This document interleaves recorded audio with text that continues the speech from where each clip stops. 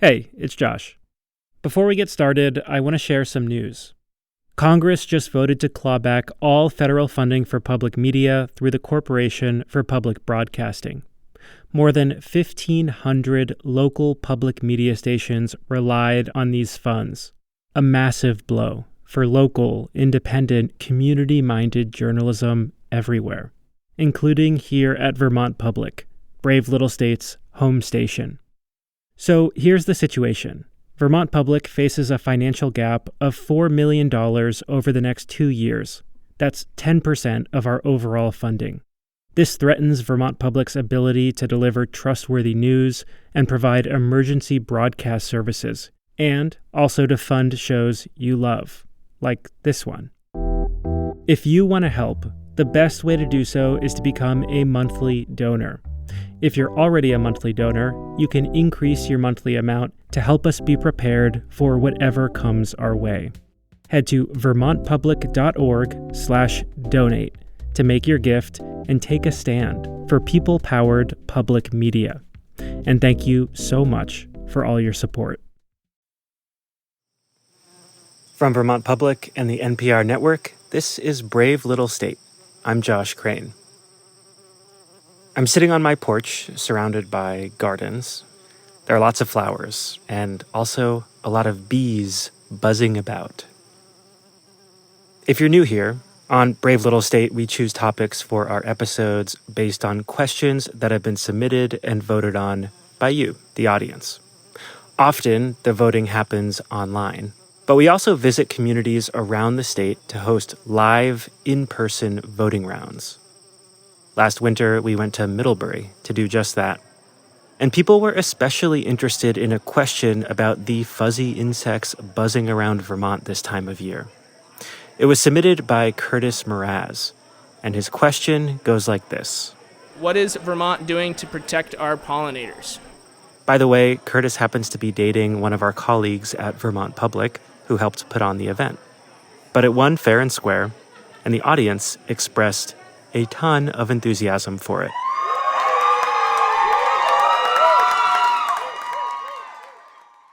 BLS reporter Sabine Poux has been working on answering this question with an assist from our friends to the north at the Canadian Broadcasting Corporation in Quebec. Here's Sabine.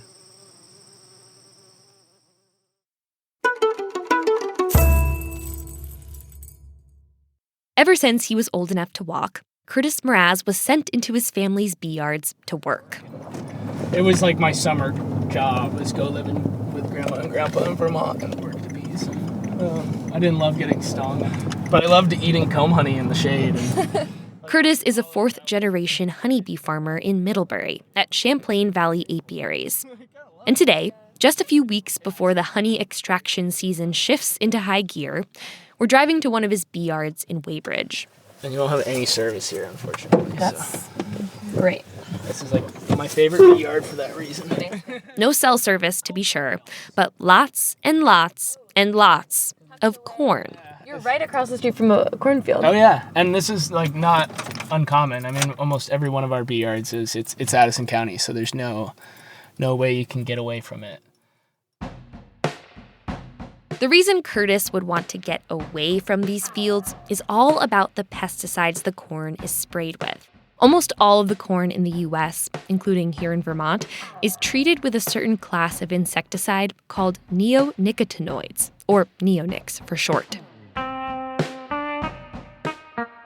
Neonics are neurotoxins, and farmers use them to get rid of insects that could destroy their crop. Vermont dairy farmers use corn from seeds that have been treated with neonics to feed their cows. Fruit growers will often spray their plants with neonics to ward off maggots. But neonics also kill honeybees, which beekeepers like Curtis say is making their job a lot harder. You know, we typically run about 1,000 colonies, but this spring we were down way low numbers, like historic lows, and we had historically high losses. Beekeepers around the state and around the country are reporting high bee colony losses like Curtis's. Actually, beekeepers and the state's Agency of Agriculture are at odds over this. The state says Vermont's bee colonies are on the up, But beekeepers say the state's data is misleading and that they're still contending with really high losses and mounting pressures on their hives. And that's why Curtis submitted his winning question to Brave Little State. What is Vermont doing to protect pollinators? And it's why, in 2024, Vermont passed a law banning neonics. It's phasing them out in two parts. First, with a ban on sprays and other outdoor uses, which came into effect just a month before this episode aired. And two, a ban on neonicotinoid-treated seeds. And that doesn't go into effect until 2029. The long runway is meant to help with the transition for farmers, since they're the ones who will be making this adjustment to their practices. And farmers raised some key concerns as lawmakers hashed out the details last year. For example, that they'll have trouble finding untreated seeds, since Vermont represents such a small portion of the national corn market. Vermont Governor Phil Scott called the law anti-farmer.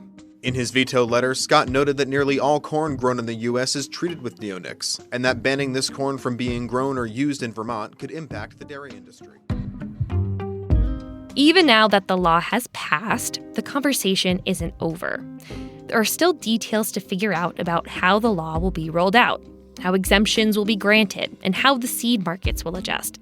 Vermont is just the second state to pass a law like this, behind New York, and they're on the same rollout timeline we are. But we don't have to fly totally blind, because there are already farmers and beekeepers on the other side of this transition in other places, like in the EU and in parts of Canada. So we asked Curtis, our beekeeper/question asker, what questions do you have for farmers and beekeepers on the other side of these changes? To the farmers. I'd like to know, is your seed actually cheaper, or is it more expensive to buy it untreated? He also wants to know if they're seeing changes in crop yield. Is not using insecticides impacting their bottom line? And when it comes to beekeepers in other places, what are the obstacles that they're facing now? After the break, BLS takes Curtis's questions on a road trip.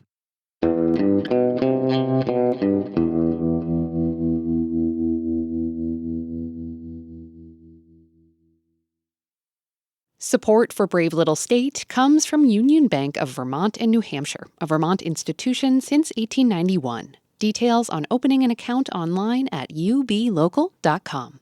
And Horsford Gardens and Nursery, Charlotte, cultivating native trees, perennials, and fruiting shrubs for planting through the fall, helping visitors find inspiration with seasonal display gardens. Delivery and planting services available at horsfordnursery.com.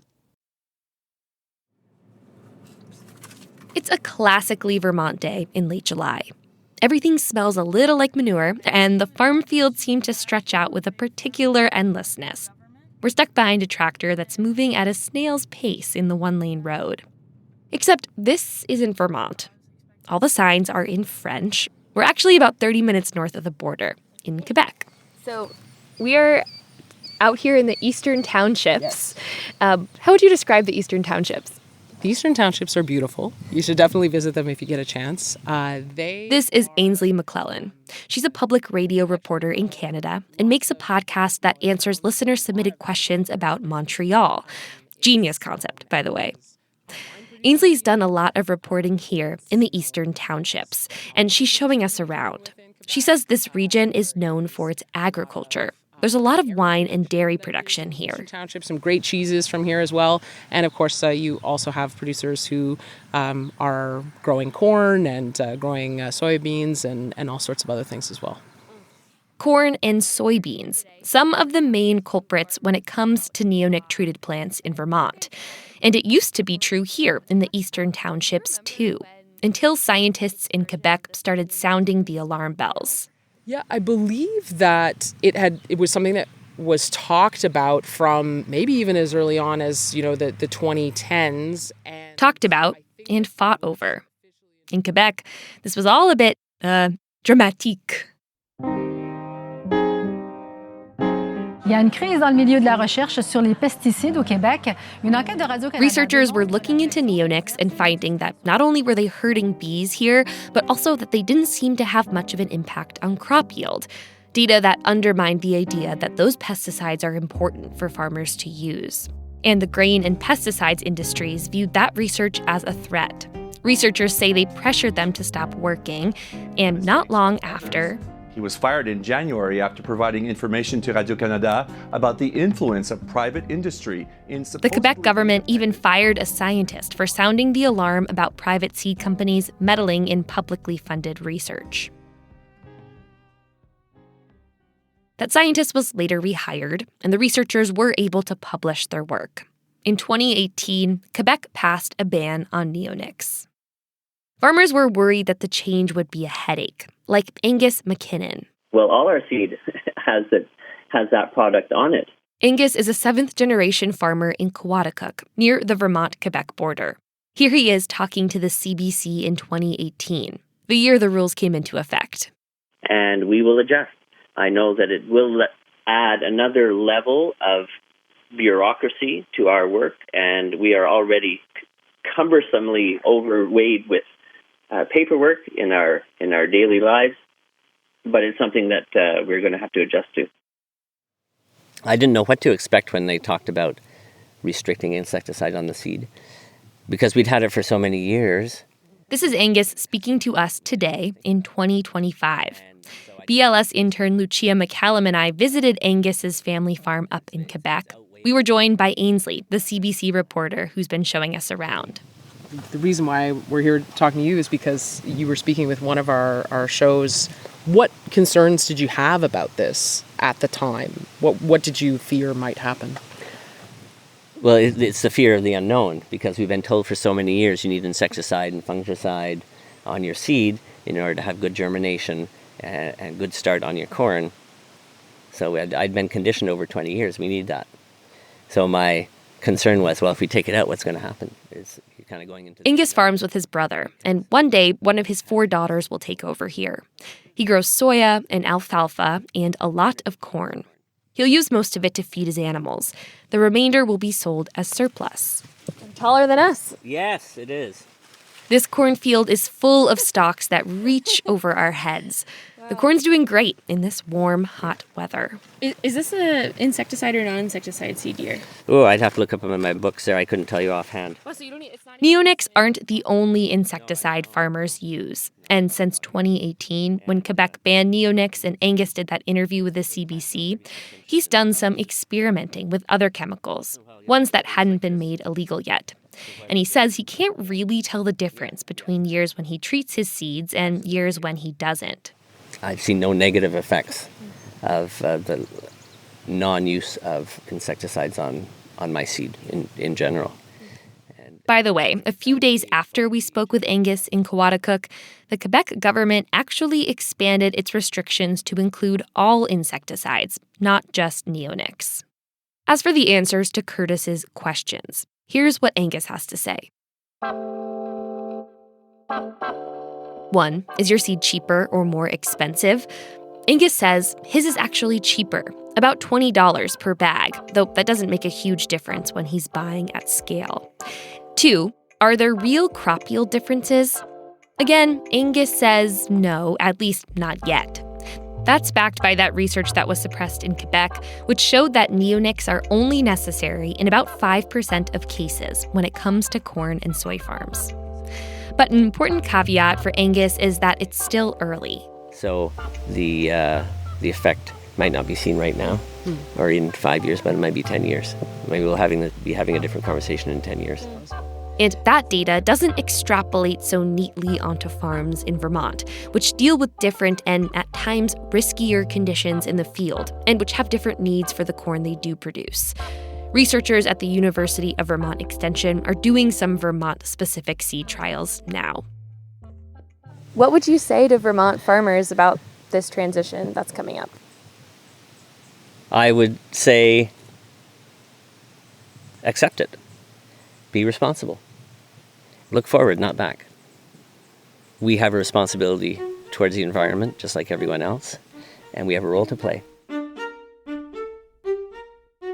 Before we go, Angus has a question of his own. There's one factor in all this that he says loomed really large at the beginning of the neonics conversation in Quebec, but that he hasn't heard about in years. The bees. Nobody talks about that anymore. You should be going and seeing a bee producer to include in this and say, have you seen any increase or decrease, improvement, or negative effects in the last few years? Yeah. That's the plan. It's on the list. Oh, yeah. it's on the list. Oh, good.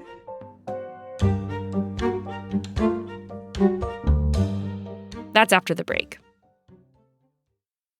Support for Brave Little State comes from Wendell's Furniture, home of wendellsdeals.com, with quality furniture at surprisingly low prices, including a selection of sofas starting at $7.99, in stock and ready for summer. Inventory and pricing at wendellsdeals.com.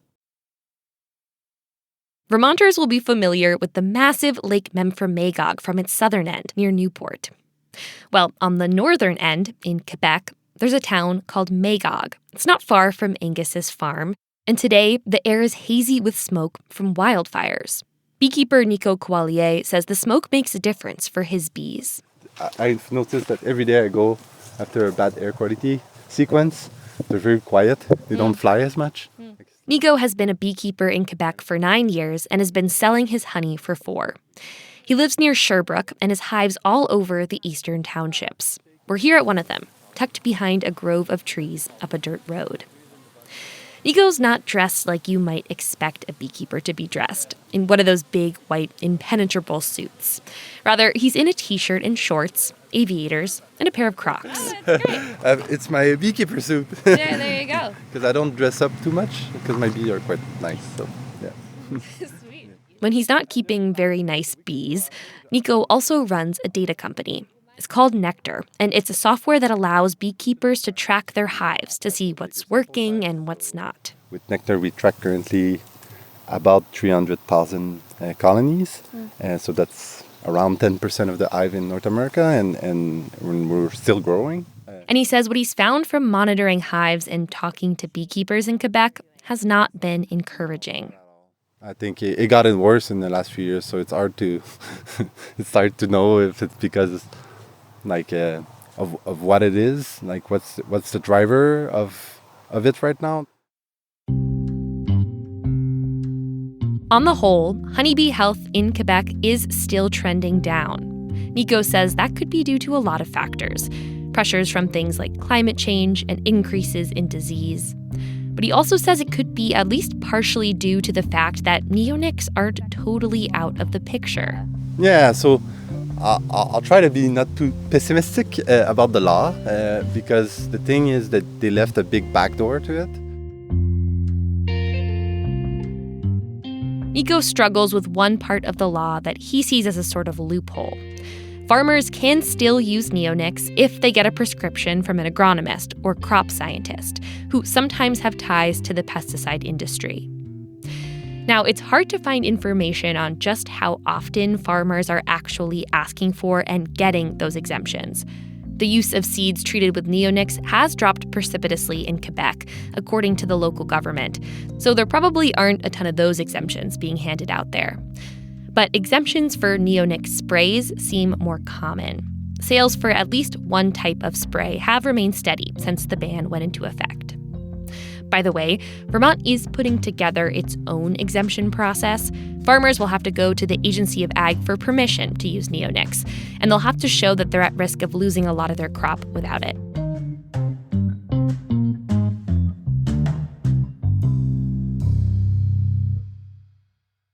Given all of this, Nico is a little disillusioned about hashing this out at the government level. He says the real change happens on a smaller scale. The key, discussion, collaboration, talk with your farmers. In my philosophy, I think stronger collaboration between the beekeeper and the farmer has more impact than legislation, because legislation, sadly, is often there's an element where they need to protect the economy. And his other advice: make sure neonics are banned completely. I just think they should be banned. I don't think we should allow any exemption, because there's no need for it. We're back at home. me back in Vermont and Ainsley back in Montreal. But we have one last person to talk to about how things are going. I hop back on the line with Ainsley from our respective studios, and she brought someone along. And we have Geneviève here too. Hey, hello. Hello, great to meet you. I'm Sabine. Geneviève Labrie is one of the scientists who sort of blew the lid off this whole thing in Quebec. Remember that research that was suppressed in the 2010s? Research that showed how neonics weren't all that effective in improving crop yield? Well, Geneviève was one of the people working on that research. And she says it was controversial. People would leave the room when she was presenting it. We were 5 out of 7 researchers that left in 2017 because of a lot of pressure, because it was not useful for the producers that researchers publish scientific paper. In fact, they wanted to stop the publication of my paper on neonics. And so I left. I was really, really sad about that because I was for sure nobody will publish those results. Eventually, Geneviève did get her results published. Now she's working with producers on finding other ways to prevent insect infestations, like increasing biodiversity in their fields. Ainsley and I are talking to Geneviève because we're having a hard time reconciling some of these ideas we heard in Quebec. That this law was passed to help honeybees, but that the honeybees are still struggling, maybe even more so than they were before the law was passed. Like Nico, Geneviève says there are just a lot of other factors at play. It's not surprising because there's a lot of... there was an increase in the disease in bees in the last years. But she's remaining positive. Because even though the overall numbers don't look good for the honeybees, she says the restrictions on neonics have had some impact. Quebec isn't seeing so many bees die during corn and soybean planting seasons like it did before the restrictions. Also, the little recent data we do have about how pesticides are affecting honeybees, it shows that they're still dying from other pesticides, just not neonics anymore. For sure, for the beekeepers in Vermont, there will be a certain amount of good positive impact on bees. But they have to be aware that there is the other pesticide that will be used in the coating. Geneviève also says the ban in Quebec is not just about the bees. There have been huge decreases of neonics in the waterways, which she says benefits all sorts of insects, and all of us. For neonics also, there was a lot of research that demonstrate that there is impacts on mammals and probably humans too. And at the beginning, we were working on bees, but after that, we were knowing that there is some other huge impact on ecosystem. But it's much more appealing to talk about bees. So in a way, it's because we were talking, like the media, we were talking more about bees, but there were other things that were problems. Yes, with yes, and much more, I think, than the bees.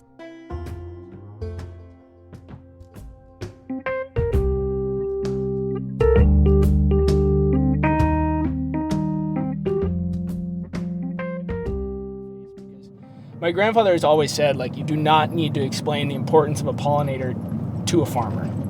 They understand it. Intuitively, it's... I'm in the car with Curtis Mraz again. He's getting ready for the busy honey season and keeping an eye on the final rules making their way through the state's comment process. Do you think there's a way to go about implementing this law that would make a really big difference for people like you? Yeah, I think if, farmers really get behind and see the science and understand it and are supportive of it, that's when it's going to make the biggest change. We need to have that relationship and build that care and that trust that says we're not here to hurt you, we're in this together, and let's make Vermont safer and cleaner and grow better food together.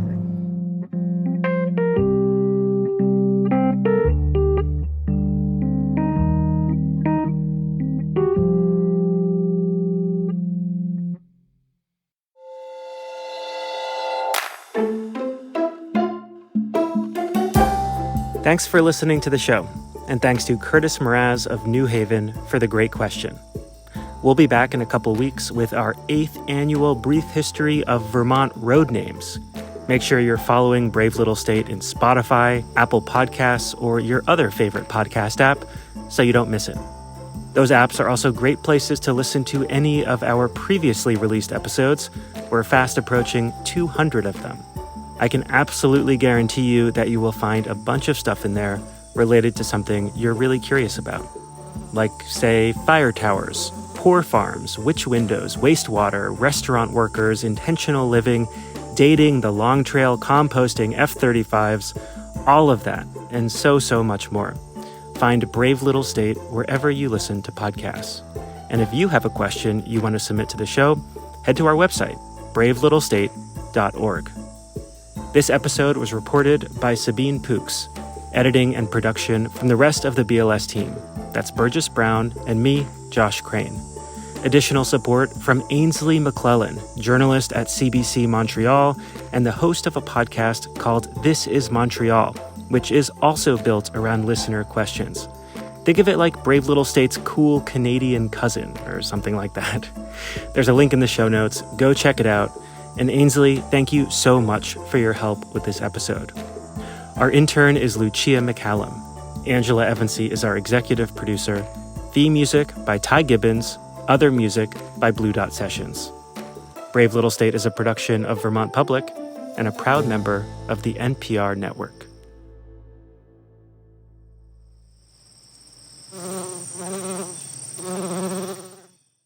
These days, there's so much news, it can be hard to keep up with what it all means for you, your family, and your community. The Consider This podcast from NPR features our award-winning journalism. 6 days a week, we bring you a deep dive on a news story and provide the context and analysis that helps you make sense of the news. We get behind the headlines. We get to the truth. Listen to the Consider This podcast from NPR.